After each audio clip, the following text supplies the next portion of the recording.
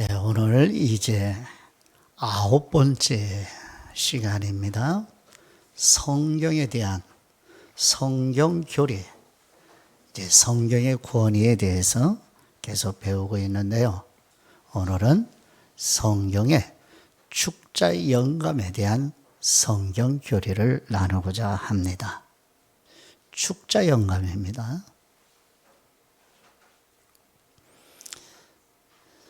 자, 지난주에 나누었던 내용을 한번 마음에 되새겨보고 나아가죠. 성경의 영감에 대한 성경 교리를 지난주에 나누었는데, 첫 번째, 하나님께서 성경에 계시해 주신 것을 믿을 수 있는 근거는 무엇인가요? 하는 질문으로 시작을 했어요. 이것을 조금 더 다른 질문을 해보면, 성경의 권위에 복종하는 근거는 무엇인가요? 이 질문에 대한 대답을 우리의 생각이 아니라 성경이 무엇이라고 증언했는지를 나누었어요. 그래서 세 번째는 거듭난 사람. 안 넘어가네요. 리모컨이 작동이 안 돼요. 세 번째, 거듭난 사람은 곧 그리스도인의 궁극적인 목적과 목표는 무엇인가요? 매우 중요하다고 했어요. 두 가지로 정리를 했는데, 삼위일체 하나님을 알고 지적인 알만을 의미하는 게 아니라 관계적인 알미라고 했죠. 그래서 관계적으로 알고 경험적으로 알아가는 알. 그래서 성경에서 안다고 했을 때는 그런 의미라는 것을 나누었어요. 그 다음에 하나님을 아는 목적이 무엇인가? 삼위일체 하나님께 예배 드림이라고 그랬어요. 그럼 성경 교리를 배워서 무엇할 거예요? 하나님의 이름에 합당한 예배를 드리기 위해서.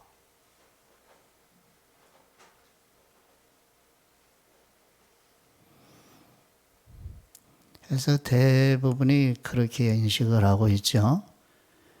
그러니까 일상의 삶이 예배자의 삶이 되기 원합니다. 찬양도 하고 고백도 하고요. 그럼 예배자의 삶이 되려면 존재가 돼야죠. 그냥 그런 찬양하고 그렇게 구호만 외쳐서 될 일이 아니지요. 그럼 예배자의 삶을 살려면 일상에서 성경의 진리 곧 성경 교리를 모르면 예배자의 삶은 불가능하지요. 네 번째, 계시와 영감은 어떤 차이가 있는가요? 라고 질문을 하고 나누었어요. 대답은 무엇이었죠? 성경의 모든 말씀이 무엇은 아닙니다? 계시는 아닙니다. 그렇죠? 그러면 이제 영감에 대해서. 그러나 성경의 모든 말씀은 성령님의 무엇을 받은 것입니다? 영감을 받은 것입니다. 이렇게 계시와 영감의 차이를 나누었어요. 마지막 다섯 번째 되새겨볼 내용은, 그러면 성경의 권위는 무엇에 기초하죠? 성령님의 영감에 기초하지요. 저와 여러분이 성경을 사랑하고 성경을 목숨처럼 여기고 이걸 지켜내기 위해서 믿음의 선배들이 그렇게 순교를 당하면서 성경을 지켜내려온 이 믿음의 근거는 뭐예요? 성령님의 영감이라고 하는 사실입니다. 이걸 지난주에 성령님의 영감에 대한 성경 교리를 나누었던 내용입니다. 오늘 나누는 성경의 축자 영감에 대한 생각이나 개념을 한번 살펴보죠. 성경의 축자 영감에 대한 성경 교리.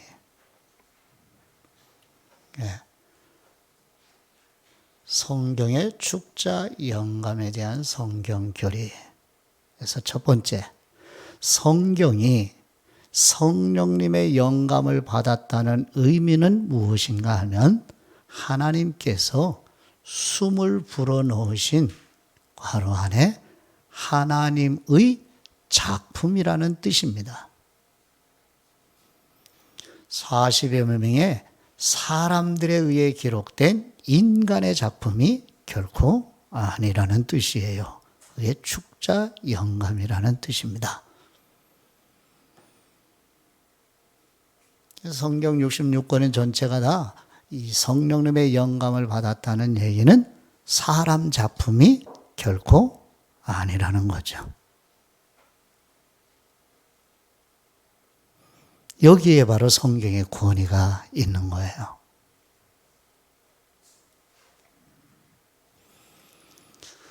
그래서 두 번째, 이제 축자의 영감을 이제 나누게 되는데, 성경의 축자 영감이란 생각이나 개념들만 영감된 것이 아니라, 그 다음부터 중요한 거, 이제 축자 영감을 그 다음부터 설명하는 거예요.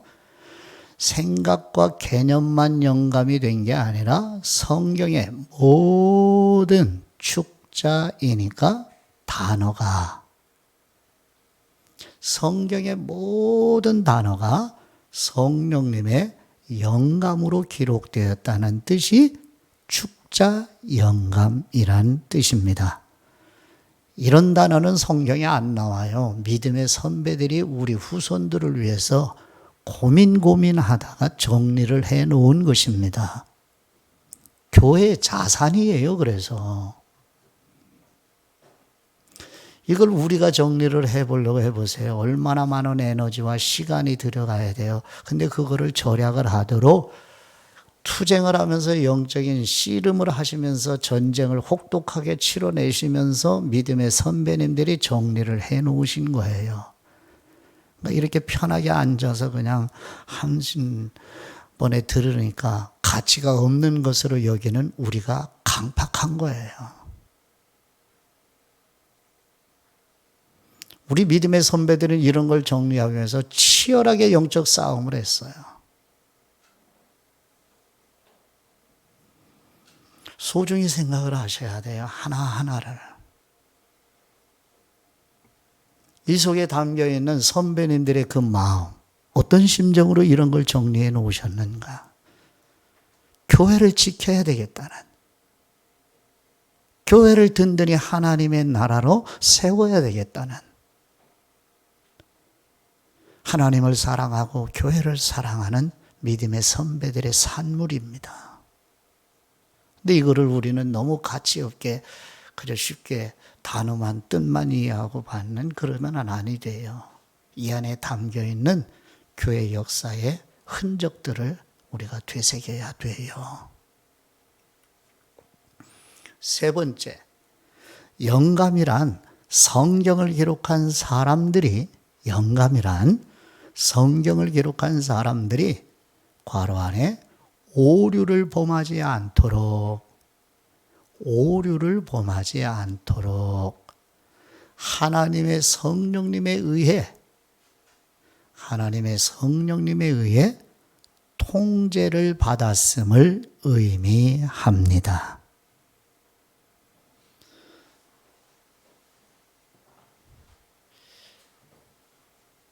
성령님에 의해서 통제받았다는 뜻이 영감을 받았다는 뜻이에요. 예를 들면 이런 거죠. 여러분이 요즘은 차를 운전해서 목적지를 향해서 가지요. 그래서 차보다는 좀 더 여러분이 깊이 와닿도록 옛날 말을 이용해서 목적지를 가는 여러분 한 분 한 분이 말 타는 기수라고 가정을 해보세요. 근데 말이 젊은 말이에요. 아주 활기 있는 말이에요. 그래서 여러분 기수, 여러분이 그 젊은 말, 활력 있는 힘찬 말을 타고 목적지를 가요. 그렇죠? 소리가 벌써 들리죠? 하면서 여러분이 말을 고삐를 줬다 늦췄다 하면서 목적지에 힘차게 달려가는 방식. 그런데 다른 애는 좀 나이가 많이 든 말, 힘이 없어요 이 말이. 나이가 많고 힘이 없는 말을 타고 여러분이 목적지를 향해 가요. 뒤에서 아무리 때려도 달리지를 않아요. 좀 느릿느릿 가요. 더벅더벅 가요. 그러나 목적지는 똑같아요.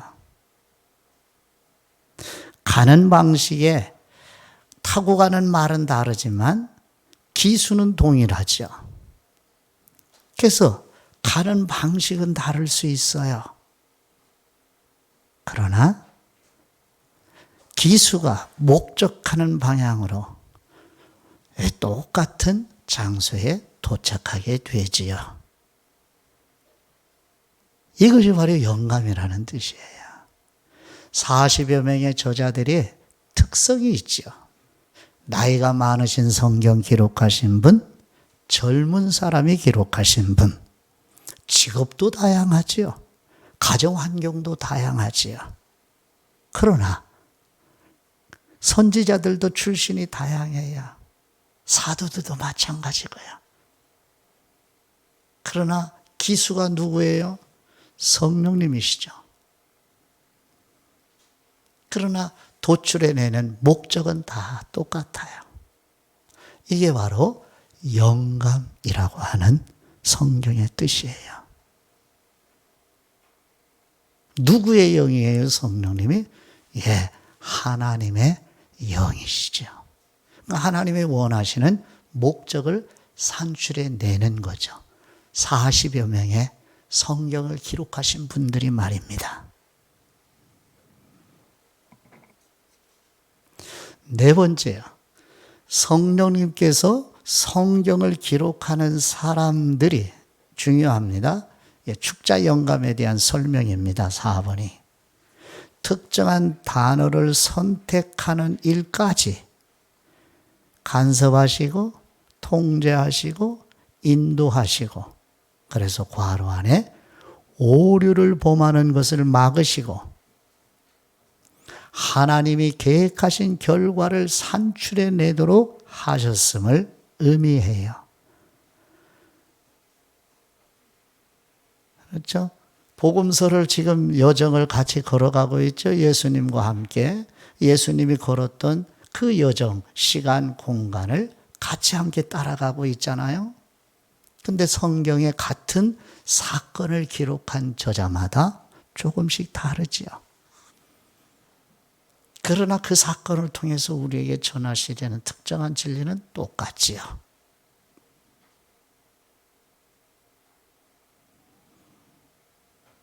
이렇게 각 저자마다 성경을 기록한 사람마다 그들이 선택하는 단어들을 선택할 때마다 간섭하시고 통제하시고 인도하시고, 그래서 하나님이 전하시고자 하는 진리의 오류가 생기지 않도록 그렇게 통제하신 것을 영감받았다. 그렇게 성경에서 선배들이 정리를 해 주셨어요. 이제 두 번째, 그러면 성경의 축자 영감에 대한 증거들이 뭔가? 성경에 어떤 증거들이 있는가? 그래서 첫 번째, 성경은 축자 영감에 대해 명확하게 주장합니다. 성경은 축자 영감에 대해 명확하게 주장을 해요. 축자 영감 혹은 영감 받았다는 이것에 성경을 기록한 40명의 사람들이 하나님이 불러주시는 대로 받아쓰기 했다는 뜻이 아니에요. 받아쓰기 한 게 아니고 녹음기 틀어놓고 녹음하여서 그걸 녹취한 것이 아니에요. 이런 생각을 가지고 있는 사람들의 이론을 무엇이라고 하느냐면 기계적 영감이라고 표현을 해요. 그렇게 주장하는 사람들이 있어요. 기계적 영감. 속기사처럼, 녹음기처럼 하나님이 불러주시는 대로 받아 기록했다고 생각하는 사람들이 기계적 영감이라고 해요. 그런 사람들이 있어요. 그러나 개신교 정통 교단에서의 성경의 영감은 기계적 영감이 아니라 축자적 영감입니다.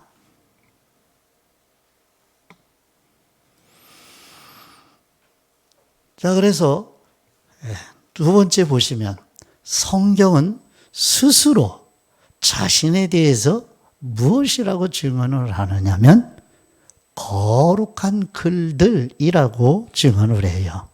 성경은 거룩한 글들이라고 그래요. 성자가 거룩성자예요. 경자는 글경자고요. 그래서 성경이라는 그 말 자체가 거룩한 글들이라는 거예요. 거룩하다는 건 뭐예요? 성별되었다는 뜻이죠. 구별된다는 뜻이에요. 성경은 세상의 그 모든 기록들과 구별된 책이다. 그런 뜻이 성경이라는 뜻이에요. 우리는 이런 의미도 모르고죠. 성경 하면 다 되는 줄 알았죠. 이제 성경이라는 말은 이런 뜻이래요. 라고 이제 모르는 분들이 참 많으니까 이걸 알려주기 위하여 지금 우리가 배우고 있는 거예요. 우리는 정리를 잘 하시고.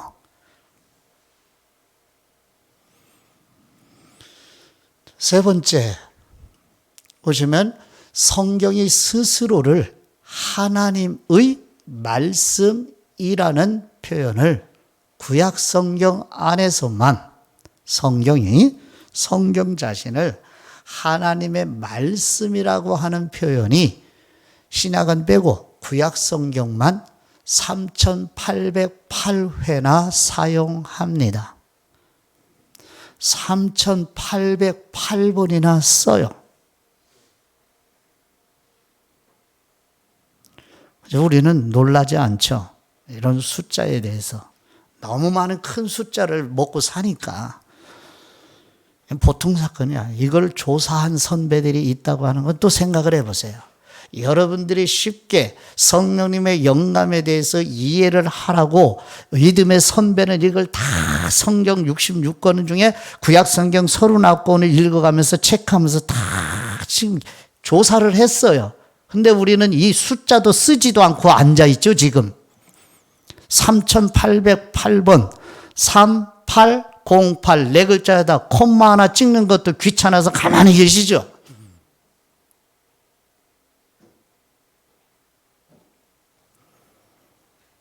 믿음의 선배는 39권 성경을 읽으면서 이걸 하나하나 체크하고 메모해놓고 그 숫자가 몇 번인가를 다 체크를 하셨다고요. 여러분들을 위하여.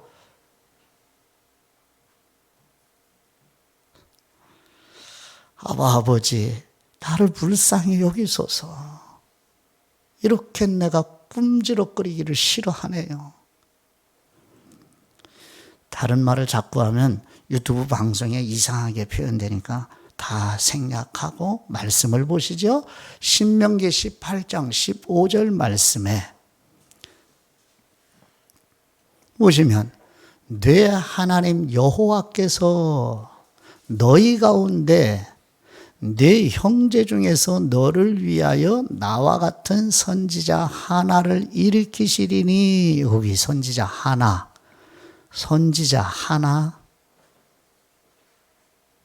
이 하나라고 하는 단어를 쓸 때 성령님이 축자 영감으로, 지금 이런 게 축자 영감이에요.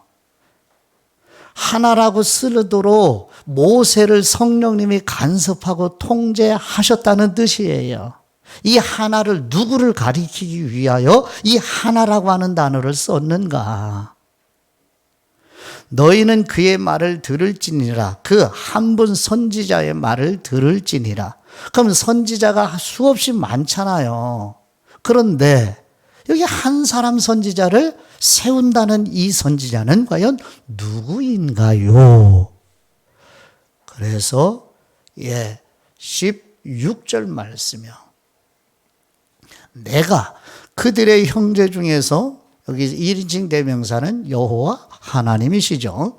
하나님이 그들의 형제 중에서 너와 같은 선지자, 또 몇이에요? 하나죠. 하나를 그들을 위하여 일으키고 내 말을 어디에 둬요? 바로 그 선지자 입에 두리니, 바로 그 선지자 한 사람, 그 사람을 세울 텐데 그 선지자 입에 두리니 내가 그에게 명령하는 것을 그가 무리에게 다 말하리라. 그럼 여기서 선지자는 누구냐 이런 거죠. 누구예요? 예수 그리스도를 가리키기 위하여 이렇게 성령님의 통제를 모세가 받은 거예요. 그러니까 하나님이 예수 그리스도를 여러 가지 방식으로 우리에게 전하시기 위하여 선지자 한 분을 세우리라. 요 하나. 이 바로 축자 영감이라고 하는 뜻인데, 선지자 바로 그 입에 누구의 말씀을 두리라? 여호와 하나님의 말씀을 두리라. 그래서 예수 그리스도께서 요한복음 5장과 6장에서 내가 하는 말은 내 말이 아니라 누구로부터 들은 말이라 라는 표현을 하셨죠, 예수님이. 그게 이 뜻이에요. 나는 아버지께 들은 말씀만 한다라고 하니까 유대 종교 지도자들이 이 말로 인하여서 예수님을 어떻게 하려고 모의를 해요? 죽이려고 모의를 하는 거예요. 재미있죠? 그렇죠. 이렇게 알아가면 참 흥미롭죠.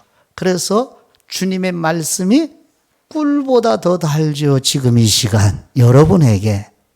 그렇죠? 아, 꿀맛이 이렇게 쓴맛이야? 이런 맛이야? 그래요. 꿀이 그래요. 아니, 꿀을 드셔보지 않아서 그렇죠. 자, 그 다음 네 번째 보시죠. 성경은 선지자들에게 하나님의 괄호 안에 하나님의 말씀이 임하여 전하고 기록했다고 증거합니다. 선지자들에게 하나님의 말씀이 임하여 기록도 하고 전하기도 하고.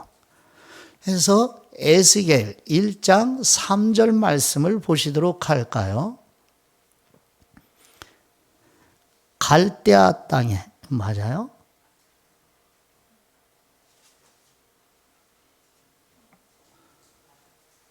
여기 표현에 1장 3절. 제가 제일 글씨가 작아서 잘 안 보이네. 또 작게 해놨더니. 갈대아 땅 그발 강가에서 여호와의 말씀이, 그발 강가가 어딘지 알죠? 이 강을 가지고 노래 찬양이 또 있는 분들이 있죠. 그렇죠? 그발 강가에서. 이 포로가 된 이후에 하나님의 말씀이 모세에게, 에스겔에게 임하는 모습. 그래서 여호와의 말씀이 누구에게 오시는지요? 부시의 아들 제사장 나 에스겔에게 특별히 임하고. 누구에게 임하고? 에스겔에게. 누구의 아들? 부시의 아들. 이 부시는 저 부시가 아니에요. 부시의 아들 제사장 나 에스겔에게 특별히 임하고 여호와의 권능이 내 위에 있으니라. 하나님의 말씀이 선지자들에게 임하여 전하고 기록하고. 그러니까 우리는 전하기만 한 게 아니라 선지자들은 뭐까지 했어요? 잉크 있었어요, 그 당시에? 펜이 있었어요?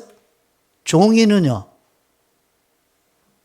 그러니까 선지자들의 수고를 생각을 해보시라고요.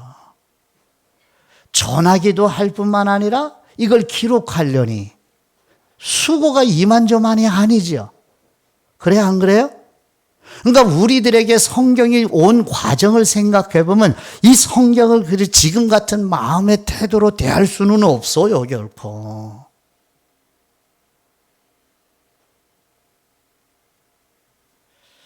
전화도 듣지를 않는 백성들에게 가서 전해야 돼요. 그것으로 다 끝난 게 아니라 이걸 기록을 해야 되는.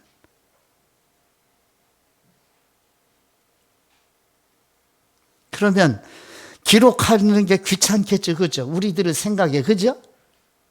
그러면은 많은 말씀을 줘야 돼요? 말씀을 적게 주셔야 돼요? 여러분 생각에, 아이고, 하나님 조금만 주세요. 뭘 에스겔 48장 뭐 이렇게 주세요? 한 장만 쓰게 해주세요. 그런다고 될 일이에요?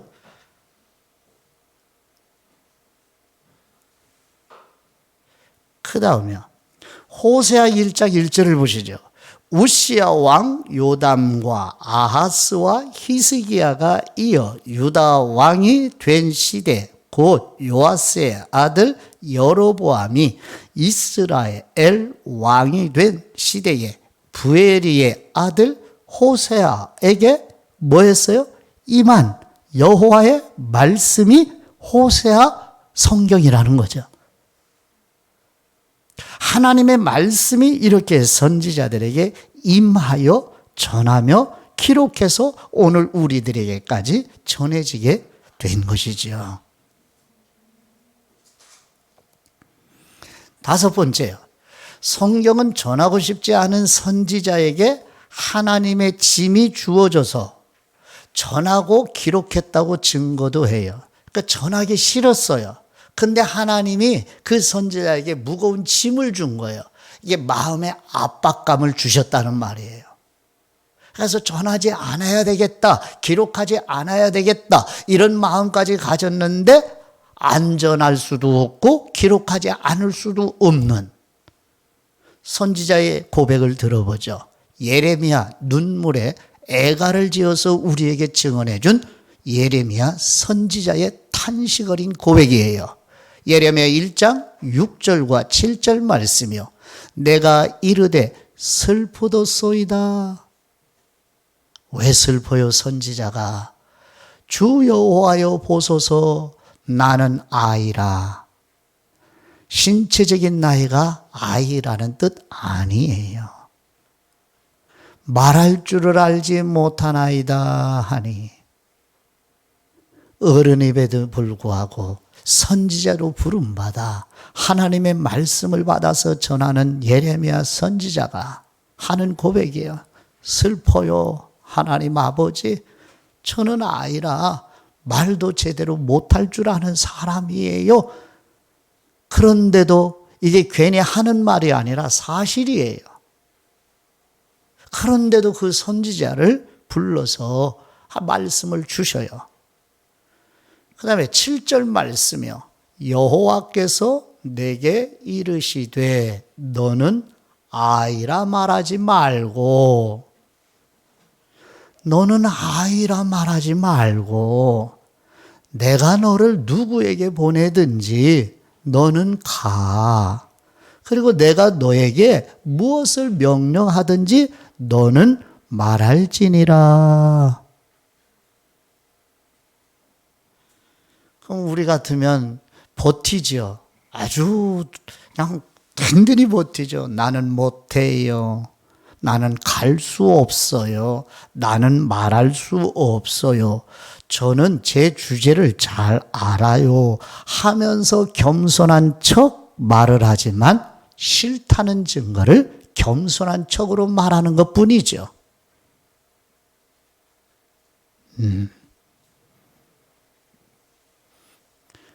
이렇게 예레미야 선지자가 가기 싫고 말할 수도 없고 온울하고 그렇게 하지만 하나님이 예레미야에게 무거운 심리적 압박감을 주어서 전하게 하는,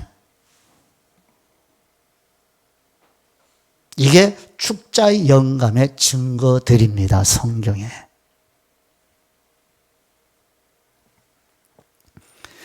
여섯 번째요. 성경은 선지자들이 괄호 안에 이해하지 못해도 전하고 기록했다고 증거를 합니다. 이해를 못하는데도 100% 이해를 해서 성경을 기록한 것이 아니에요. 증거가 다니엘이 우리에게 고백을 해요. 다니엘은 총명한 사람으로 알고 있죠. 예, 해석도 잘 하고요. 그런데요, 완벽하게 하나님으로부터 받은 말씀을 다 이해하는 게 아니에요. 그의 고백을 들어봐요. 다니엘서 12장 8절, 내가 듣고도 깨닫지 못한지라 내가 이르되 나의 주님, 이 모든 일의 결국이 어떠하겠나이까? 라고 되물어요, 하나님께. 그런데 자신이 이해를 다 못하지만 하나님께서 주신 말씀이기 때문에 기록을 하나하나 해 나가고 있어요. 이것이 바로 축자 영감의 증거라는 뜻이에요.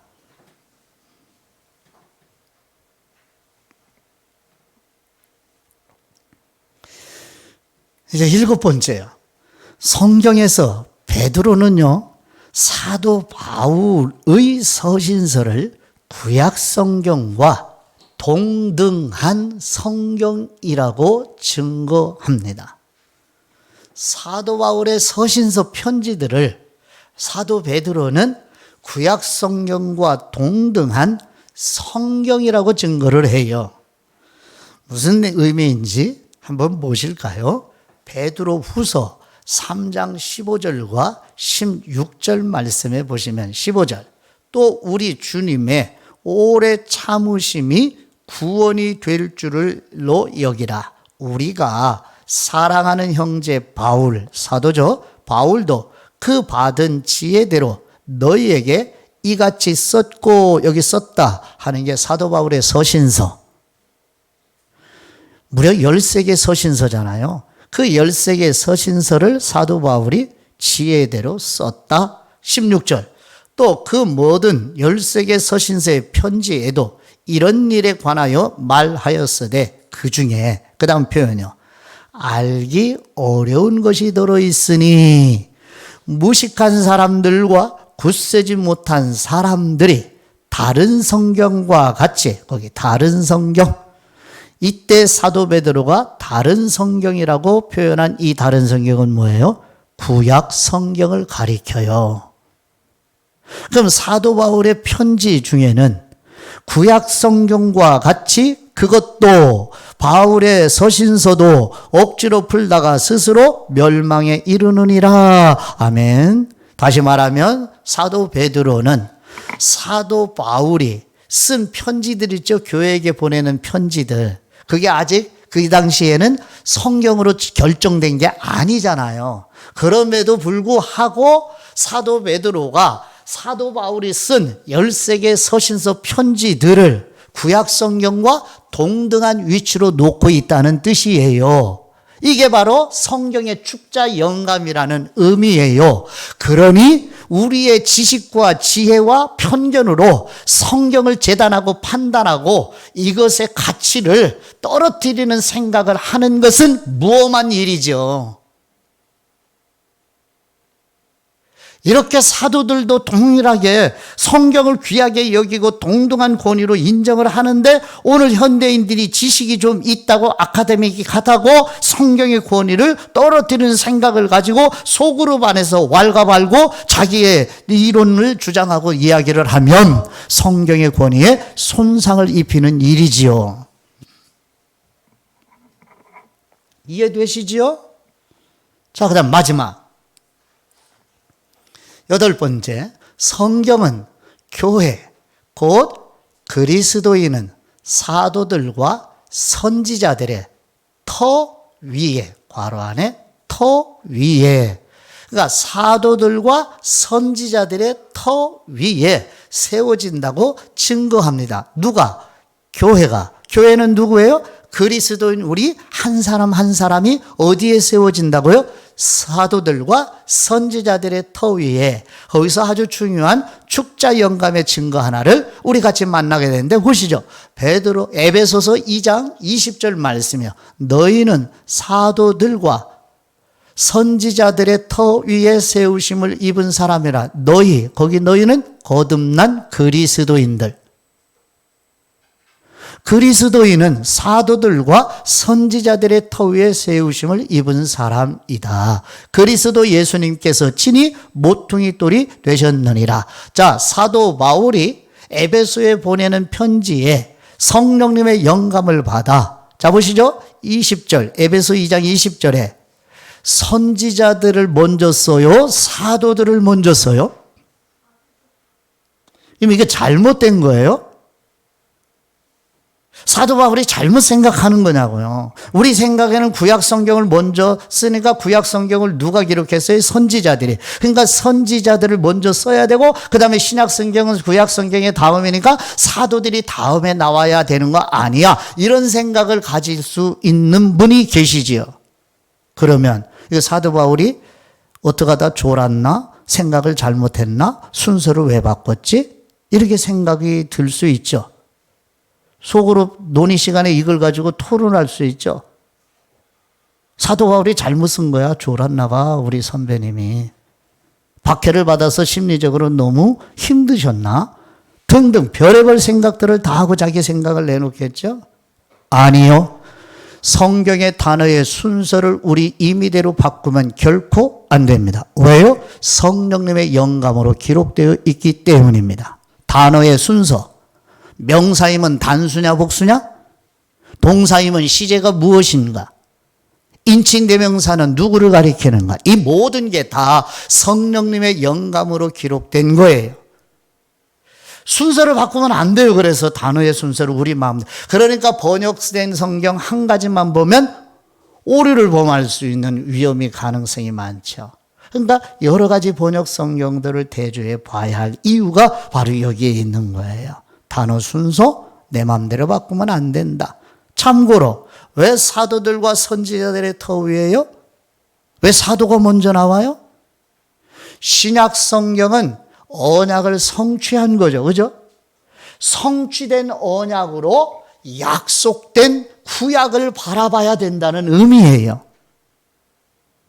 언약이 성취된 신약 성경으로 약속해 주신 구약 성경을 읽으셔야 된다는 뜻입니다. 그래서 교회 그리스도인들은 성취된 신약의 복음의 진리로 구약에서 약속하신 일이 이루어졌음을 증명해내는 게 사도들과 선지자들의 터 위에 세워졌다 하는 뜻입니다.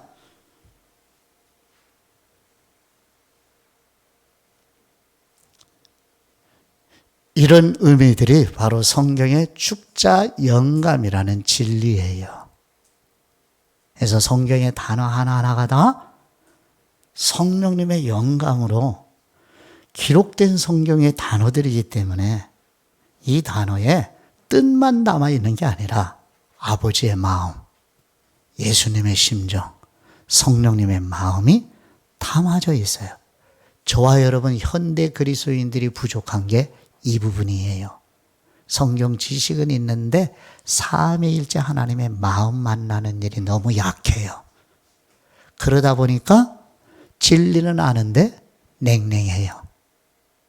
마치 독실한 유대 종교 지도자들과 같은 위험성이 오늘날 현대 그리스도인들에게 너무 많아요.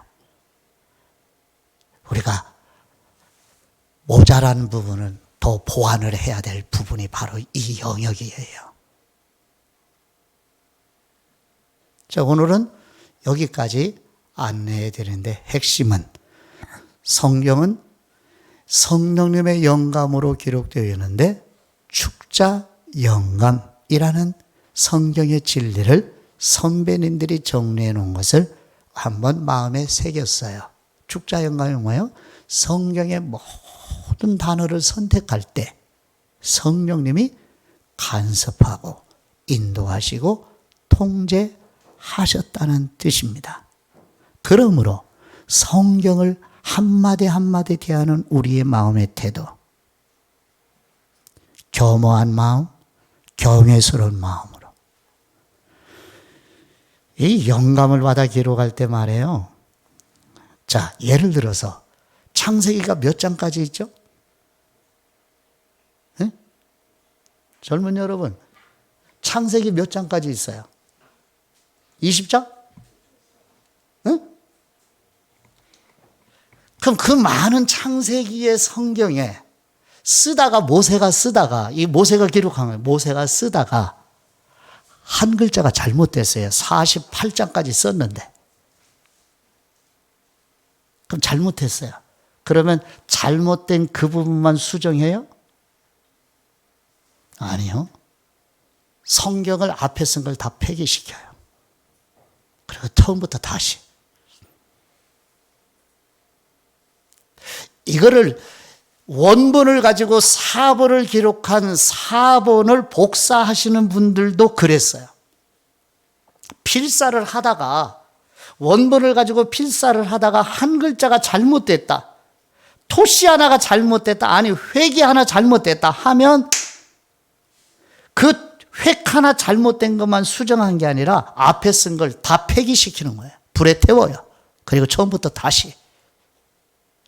이렇게 해서 우리 손에 들어온 게 성경이에요. 그런데도 불구하고 현대인들이 자산이 물질이 많다 보니까 기술이 발달되다 보니까 성경의 가치를 모르는,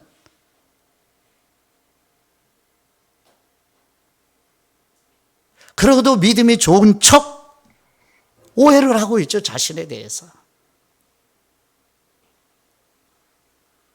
서기관들이, 성경의 복음서에 서기관들이 나오잖아요. 이 서기관들이 성경을 필사하면서 그런 노력을 한 거예요.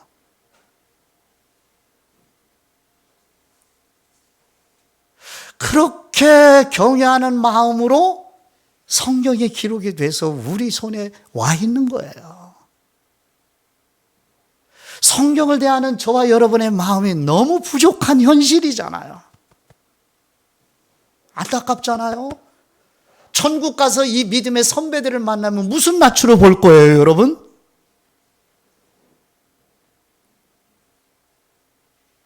성경 교리를 배우는 목적은 하나님을 사랑하는 마음, 하나님을 경외하는 마음이 낮은 경외가 자꾸 높아지는, 그래서 그분을 존엄스럽게 여기는, 이거를 회복시키기 위해서 이 진리를 배우는 거예요.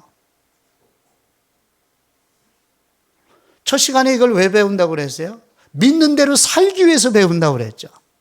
삶에서 내가 믿는 대로 살기 위해서. 그러니까 성령의 영감 외 기록에 대한 이 성경 교리를 배웠으니까 지금부터 성경을 대하는 나의 마음의 태도가 변화가 있는지 나 스스로 점검을 해야죠.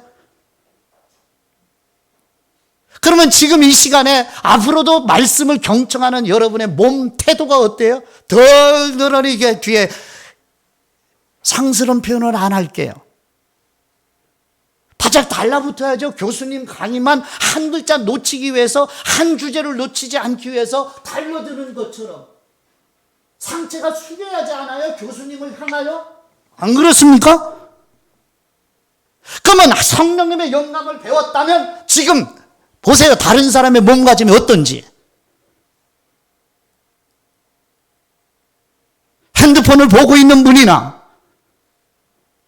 지금 마음은 삼천리반도 금승왕산에 떠나보낸 사람이나, 그리고도 성령님의 영감의 성경교리를 배우고 있는 우리의 태도인가요? 매일 아침 목사님을 보내서 주시는 복음서 성경 읽기를 받고도 그냥 버리는.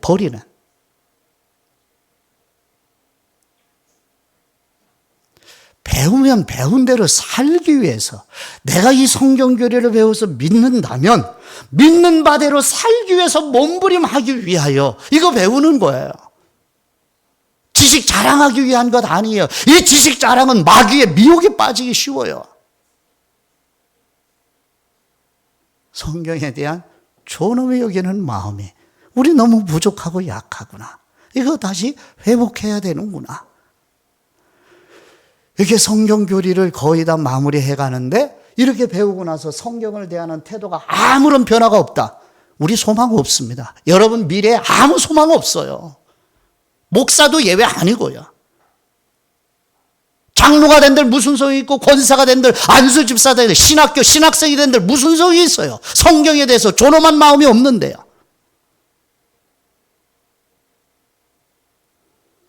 이거 교회가 회복해야 될 일이에요. 그래야 우리 각 사람에게 소망이 있고, 그래야 하나님이 기뻐하시는 거예요. 다시 끌어올리시기를. 저 아래 추락한 하나님을 경외하는 마음, 성경을 대하는 이 존엄히 여기는 마음, 성경의 권위를 인정하는 마음이 너무 낮으면 일부러 끌어올리시는, 이러기 위해서 이거 배우는 거예요. 기도드리겠습니다. 우리에게 성경을 선물로 주신 우리 하나님 아버지, 하나님께서 우리에게 전해주시려는 생명의 진리를 하나님의 영이신 성령님의 영감으로 성경을 기록하여 주신 아버지의 사랑에 감사드립니다. 성경을 읽고 배우며 묵상할 때나 예배에 강복해 주시는 말씀을 경청할 때 먼저 성령님의 조명해 주시는 은혜를 구하게 하옵소서. 우리와 우리 지체들이 성경을 사랑하도록 성령님께서 촉구해 주옵소서. 우리 주 예수 그리스도의 이름으로 기도드립니다. 아멘.